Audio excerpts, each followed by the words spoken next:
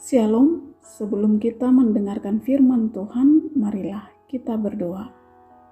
Allah Bapa pencipta kalik, langit dan bumi, kami bersyukur dan berterima kasih atas segala berkat-Mu dalam kehidupan kami.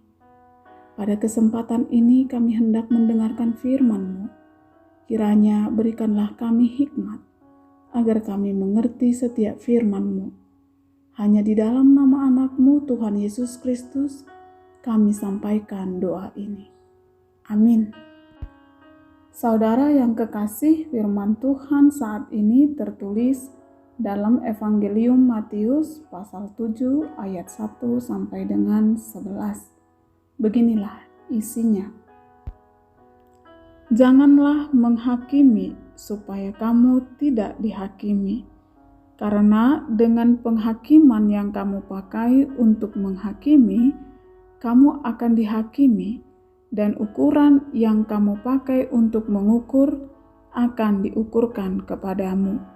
Mengapa engkau melihat serpihan kayu di mata saudaramu, sedangkan balok di dalam matamu tidak engkau ketahui? Bagaimanakah engkau dapat berkata kepada saudaramu, biarlah aku mengeluarkan serpihan kayu itu dari matamu, padahal ada balok di dalam matamu? Hai orang munafik, keluarkanlah dahulu balok dari matamu. Setelah itu engkau akan melihat dengan jelas untuk mengeluarkan serpihan kayu itu dari mata saudaramu. Jangan kamu memberikan barang yang kudus kepada anjing, dan jangan kamu melemparkan mutiaramu kepada babi, supaya jangan diinjak-injaknya dengan kakinya, lalu ia berbalik mengoyak kamu. Mintalah, maka akan diberikan kepadamu. Carilah, maka kamu akan mendapat. Ketuklah, maka pintu akan dibukakan bagimu. Sebab setiap orang yang meminta, menerima. Yang mencari mendapat, yang mengetuk baginya pintu dibukakan. Adakah seorang dari antara kamu yang memberi batu kepada anaknya jika ia meminta roti, atau memberi ular jika ia meminta ikan? Jadi jika kamu yang jahat tahu memberi pemberian yang baik kepada anak-anakmu, apalagi Bapamu yang di surga, Ia akan memberikan yang baik kepada mereka yang meminta kepadanya. Demikianlah firman Tuhan. Saudara, Matius pasal 5 sampai pasal 7 merupakan khotbah Yesus di atas Bukit Galilea. Khotbah Yesus di bukit ini merupakan pengajaran yang disampaikan oleh Yesus kepada murid-muridnya dan juga orang banyak yang mengikutinya.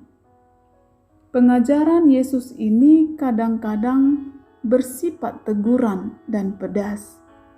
Namun walaupun pengajaran Yesus itu pedas, bagi para pendengarnya, banyak orang yang takjub dengan pengajaran Yesus. Hal itu bisa kita lihat dalam Matius pasal 7 ayat 28. Dalam pengajaran Yesus, Yesus memperlihatkan bahwa Dia adalah seorang guru agung yang sempurna. Dan ini juga jelas dinyatakan oleh murid Yesus dalam Yohanes 3 ayat 2. Muridnya mengatakan, "Rabi, kami tahu bahwa Engkau datang sebagai guru yang diutus Allah." Pengakuan murid-murid ini memperlihatkan bahwa pengajaran Yesus sangat mempengaruhi kehidupan mereka. Pengajaran Yesus di atas bukit ini juga sangat terkenal karena dianggap sebagai pengajaran etis tentang kerajaan surga yang di dalamnya terkandung tentang pengajaran hukum, moral, dan etika. Artinya bahwa kasih karunia Allah harus direspon dengan etika hidup yang benar. Dalam pasal 5 sampai pasal 7 kita bisa melihat bagaimana sebenarnya respon kita, yaitu hidup seperti garam dan terang. Tidak berzina, tidak membalas, bersedekah, mengasihi musuh, berdoa, tidak menghakimi, tidak khawatir, dan lain sebagainya. Itu sebabnya para pembaca pasal 5 sampai pasal 7 mengatakan bahwa pasal ini merupakan gaya hidup orang yang telah bertobat. Kemudian hal penting yang perlu kita ketahui adalah bahwa khotbah di atas bukit ini disebutkan sebagai ajaran resmi dan penting dari Yesus. Tentu semua ajaran Yesus yang disampaikannya adalah penting. Tetapi ketika kita membaca pasal 5 ayat 1, di sana dikatakan ketika Yesus melihat orang banyak itu, naiklah ia ke atas bukit dan duduk di sana. Artinya, dalam konteks orang Yahudi, jika seseorang guru duduk di tempat yang telah disediakan dan mengajar, artinya ia hendak menyampaikan hal penting dan resmi. Oleh karena itu, dalam khotbah kita saat ini kita akan belajar 3 hal penting yang disampaikan oleh Yesus. Yang pertama itu adalah ayat 1 sampai dengan ayat 5, yaitu tentang menghakimi. Nats ini sedang memperlihatkan bagaimana sikap kita terhadap sesama manusia. Tanpa disadari, kita terlalu sering menghakimi orang lain tanpa melihat diri kita sendiri. Menghakimi berarti memberikan penilaian, menentukan benar atau salah, mengkritik, dan menyalahkan. Kita sering menilai kesalahan kecil yang dilakukan oleh orang lain, dan kita lupa untuk menilai diri kita yang mungkin melakukan kesalahan yang jauh lebih besar. Dalam nats ini Yesus memakai istilah balok dan serpihan. Yesus berkata, "Mengapa engkau melihat serpihan di mata saudaramu, sedangkan balok di dalam matamu tidak engkau ketahui?" Ini adalah kritikan kepada orang Farisi. Bagaimana orang Farisi menghakimi tanpa kasih. Mereka juga melakukannya dengan sangat kejam dan sombong. Bahkan kepada Yesus sendiri hal ini terjadi. Mereka menghakimi Yesus dengan cara mereka sendiri. Mereka mencari-cari kesalahan Yesus dan menghakimi Yesus. Tapi mereka lupa bahwa mereka telah melakukan kesalahan besar. Itu sebabnya dalam nats ini kita diingatkan bahwa penghakiman yang kita pakai untuk menghakimi orang lain akan dipakai untuk menghakimi kita. Dan ukuran yang kita pakai untuk mengukur orang lain akan diukurkan kepada kita. Nas ini tidak mengajarkan agar kita menjadi sedemikian lembut sehingga kita membenarkan perbuatan yang salah atau malah membiarkannya. Ketika kita membiarkan seseorang hidup dalam kesalahannya, hal ini adalah sikap yang salah. Dalam Yehezkiel 3 ayat 18 dikatakan, "Kalau aku berfirman kepada orang jahat, engkau pasti dihukum mati. Dan engkau tidak memperingatkan dia atau tidak berkata apa-apa untuk memperingati orang jahat itu dari hidupnya yang jahat supaya ia tetap hidup, Orang jahat itu akan mati dalam kesalahannya, tetapi aku akan menuntut pertanggungjawaban atas nyawanya daripadamu. Oleh karena itu perlu menegur orang lain dari kesalahannya. Dan ini adalah tanggung jawab orang Kristen, bukan menghakimi, tetapi menegur mereka. Menegur berbeda dengan menghakimi. Menegur itu menjelaskan kalau yang dia lakukan adalah salah. Kalau dia punya alasan, maka dengarkanlah. Dan sebaiknya tidak dilakukan di depan orang banyak.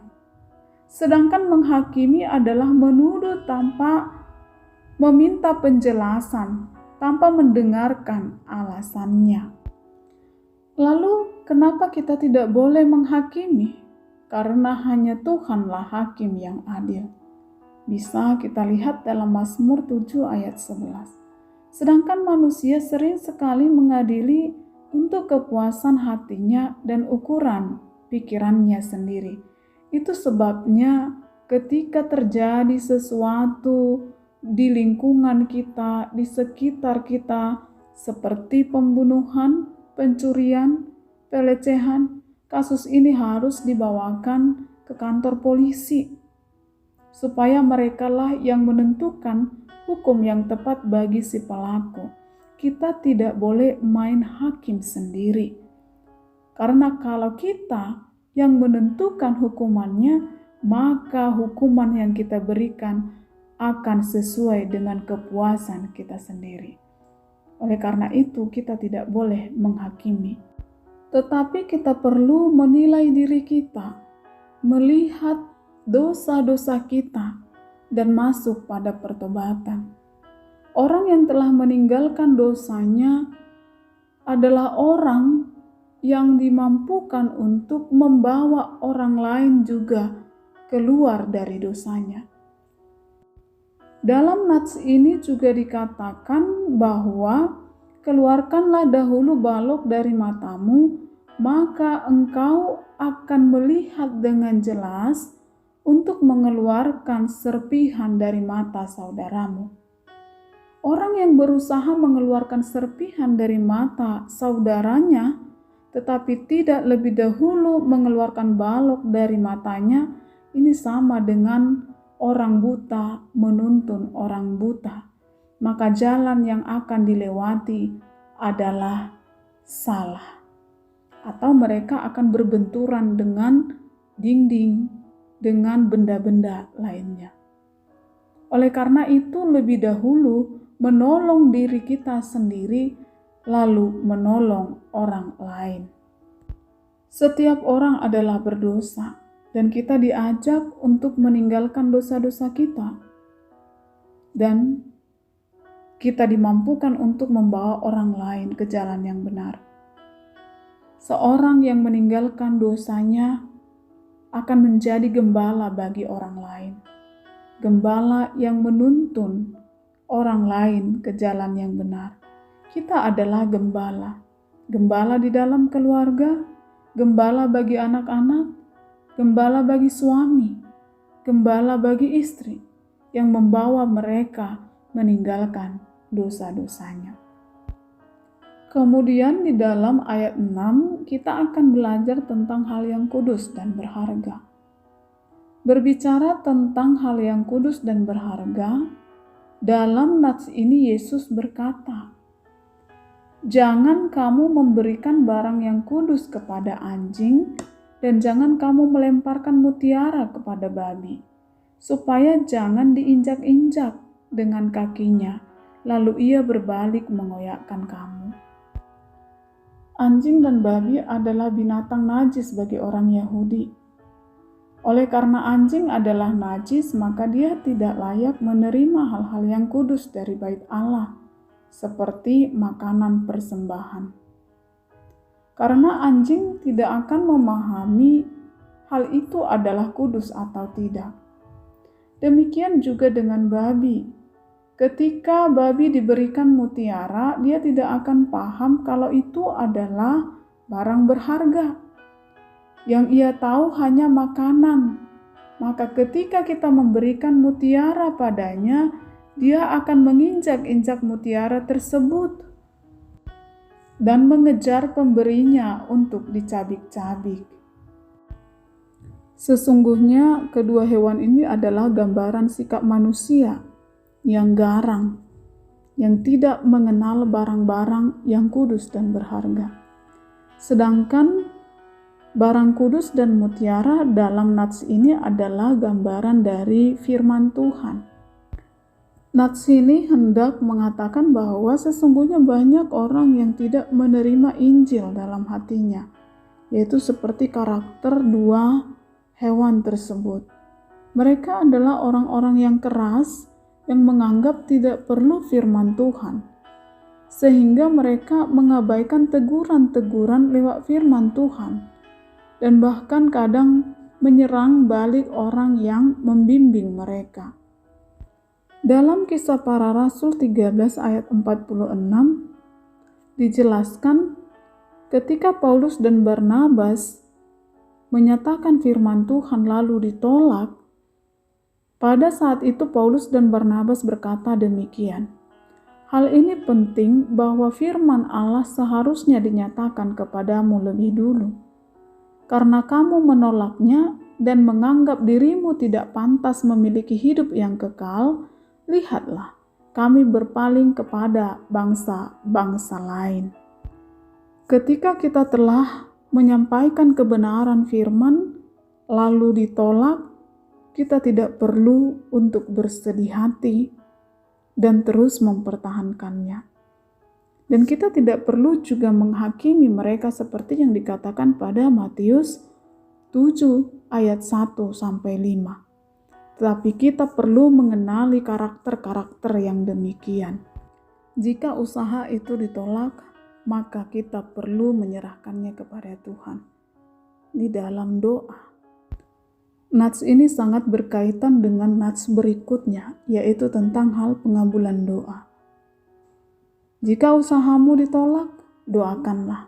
Biarlah Tuhan bekerja untuk mereka yang menolak firman Tuhan. Doa adalah ciri-ciri orang yang mewarisi kerajaan Allah. Dalam nats ini dijelaskan bagaimana sesungguhnya cara orang berdoa, yaitu dengan cara meminta, mencari, dan mengetok. Meminta berarti kita berharap sesuatu yang belum kita miliki, sesuatu yang menjadi kebutuhan kita. Sedangkan mencari berarti ada upaya dari dalam diri kita untuk menemukan sesuatu. Demikian dengan mengetok pintu. Berdoa dengan tidak jemu-jemu. Meminta kemurahan Tuhan, belas kasihan Tuhan dengan mengetok pintu. Mengetok bukan hanya sekali, tetapi berkali-kali. Perumpamaan Yesus dalam Lukas 18 ayat 1-8 memperlihatkan bagaimana sebenarnya cara kita meminta berulang kali. Dalam nats ini seorang janda datang kepada hakim dan memohon pembelaan hak, namun ditolak. Tetapi janda ini tidak berhenti. Dia datang berulang kali dan berulang kali hingga pada akhirnya permintaan janda tersebut dikabulkan karena hakim tersebut tidak ingin disusahkan dan didatangi terus. Ketiga cara berdoa ini didengarkan oleh Tuhan. Doa kita selalu didengar dan dijawab oleh Tuhan yang dikategorikan dengan jawaban ya, tunggu, dan tidak. Jika doa kita saat ini tidak dikabulkan, bukan berarti Tuhan tidak mendengarkan. Tetapi semua permohonan yang kita mohonkan kepada Allah itu disesuaikan dengan kebutuhan kita dan dengan cara dan waktu Tuhan. Dalam nats ini juga dikatakan, jika kamu yang jahat tahu memberi pemberian yang baik kepada anak-anakmu, Apalagi Bapamu yang di surga, Ia akan memberikan yang baik kepada mereka yang meminta kepadanya. Saudara, jika terkadang kita sering berpikir bahwa kita sedang meminta sesuatu yang benar-benar kita butuhkan, tetapi Tuhan belum memberikannya, ingatlah, Tuhan memberi dengan bijaksana.